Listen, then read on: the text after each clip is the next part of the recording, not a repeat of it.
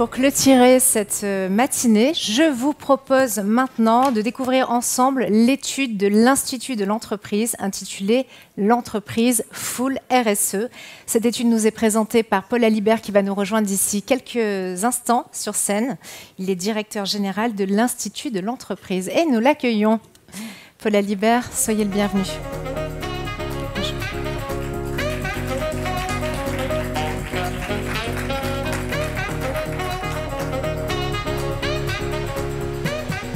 Je vous laisse prendre tout le temps qu'il faut pour vous installer. Bonjour Annabelle Bodin, vous allez bien? Ça va très bien. Merci d'être avec nous ce matin. Alors peut-être quelques mots d'abord pour vous présenter, pour nous dire ce qu'est l'Institut de l'entreprise.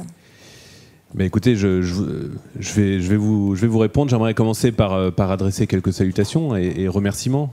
Merci au MEDEF, merci à la FMD d'avoir organisé ce beau colloque. Je pense que c'est très important.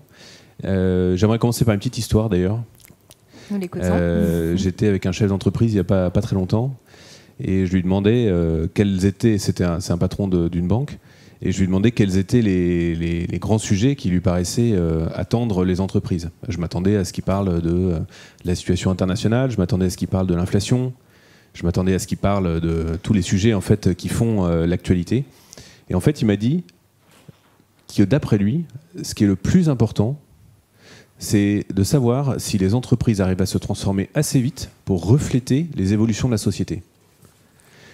Et donc, je pense que c'est très bien qu'on ait des moments, comme aujourd'hui, comme cette semaine, où on peut prendre du recul par rapport au sujet de la diversité, notamment, pour savoir si l'entreprise reflète correctement, notamment dans ses niveaux managériaux, les évolutions de notre société. Je pense que ça, c'est vraiment majeur.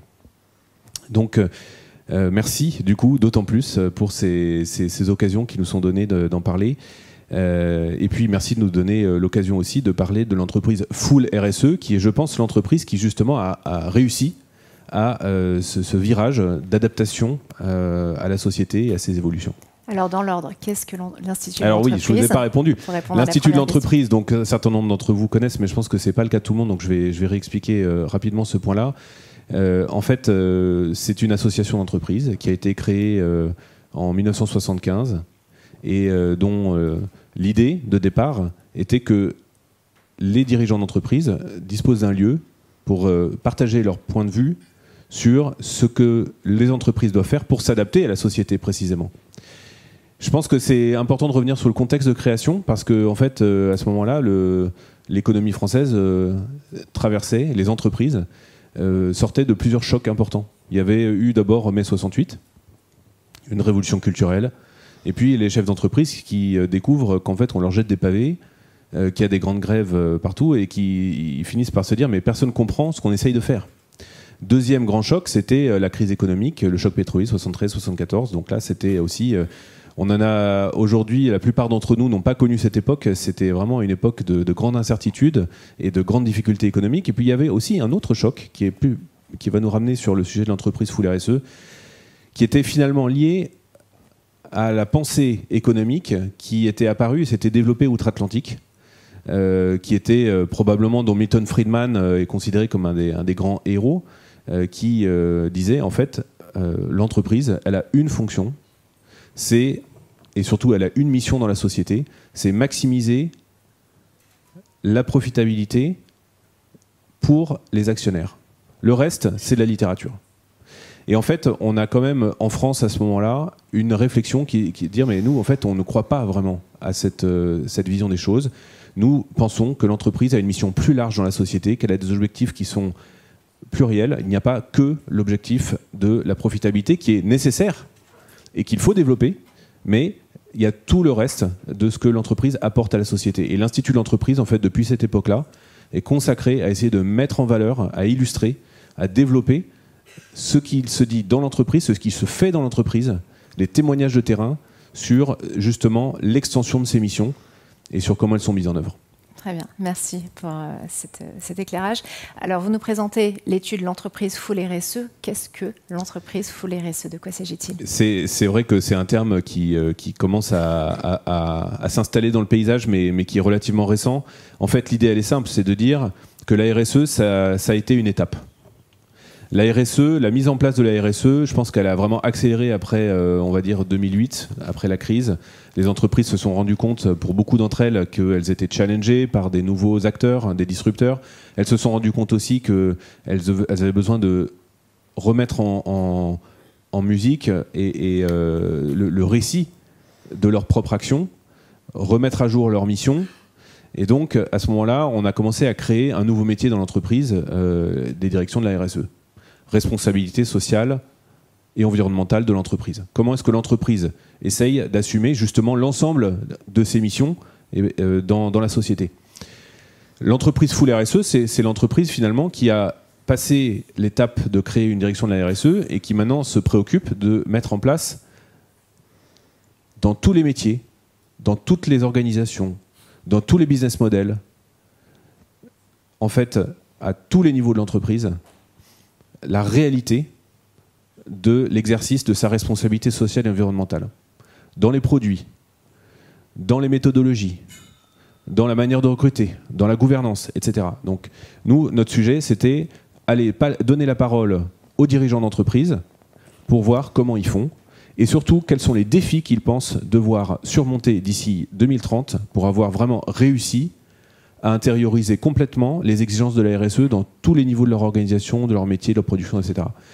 Et ça, pour ça, on s'est dit, mais l'important, c'est aussi que ça passe dans les enseignements auprès des jeunes. Et donc, on va impliquer tout de suite dans ce projet les enseignants à travers une autre association qui s'appelle la FNEJ, qui justement fédère au niveau national les enseignants d'économie et de gestion pour leur permettre de partager leurs travaux sur l'entreprise.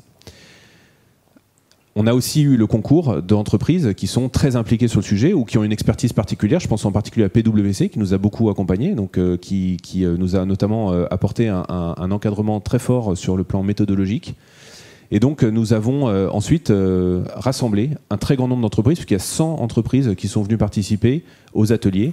Et chaque atelier consistait à aller regarder dans une ligne de métier comment la RSE était en train d'être mise en œuvre pour de vrai sur le terrain. Donc c'est vraiment une approche bottom-up, c'est-à-dire on part du terrain, on va voir ce que font vraiment les gens, et on décrit, on fait une sorte de portrait robot de l'entreprise Full RSE, ligne de métier après ligne de métier. Alors on n'a pas vu toutes les lignes de métier dans le premier temps, mais on en a eu par exemple la RH.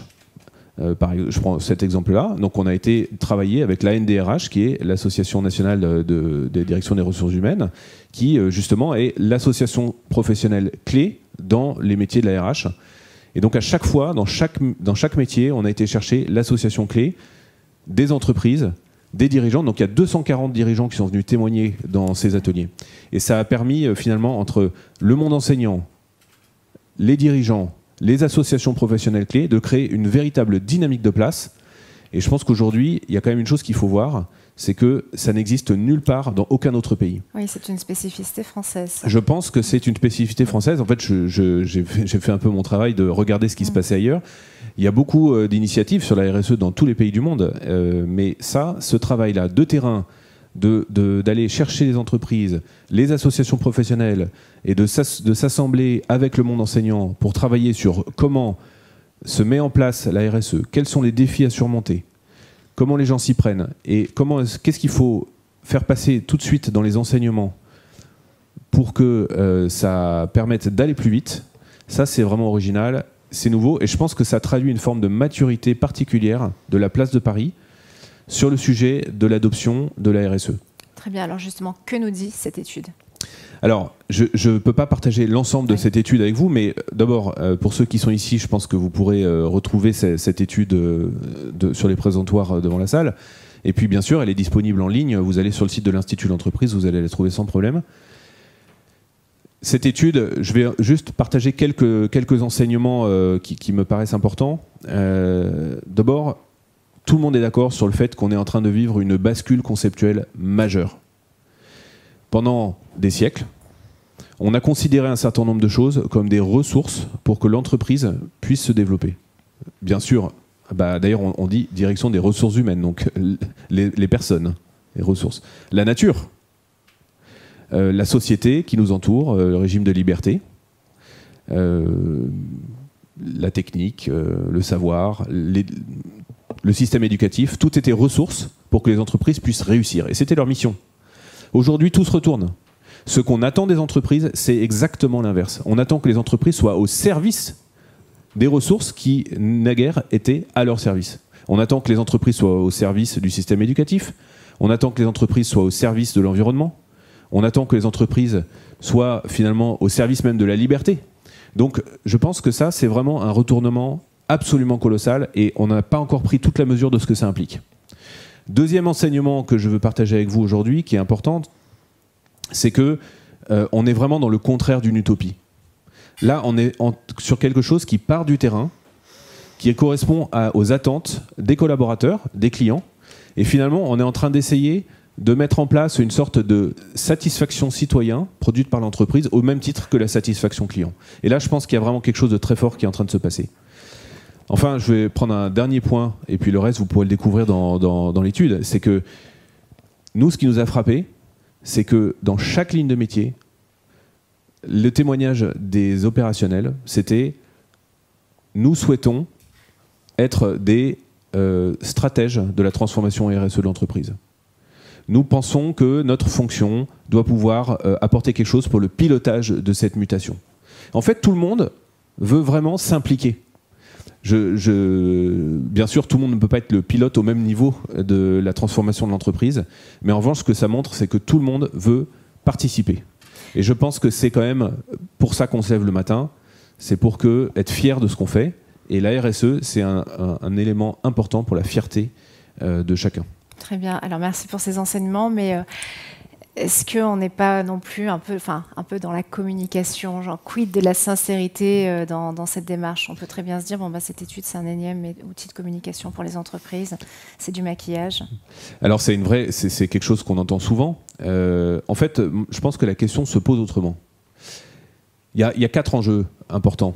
J'en ai parlé d'un, c'est la fierté. Est-ce qu'on est motivé pour aller au boulot? Et ça, effectivement, si dans une entreprise, d'ailleurs ça a été dit très bien tout à l'heure par Dominique Carlac, dans le sondage, on voit bien que la question de la présence ou l'absence d'une démarche RSE dans l'entreprise a un impact énorme, notamment sur les nouvelles générations, mais c'est vrai aussi pour toutes les générations maintenant. Donc, les 3 autres enjeux, c'est en fait finalement d'abord le sujet de la compétitivité en tant que producteur. Aujourd'hui, si on n'a pas de démarche RSE, il y a un problème de compétitivité parce que les marchés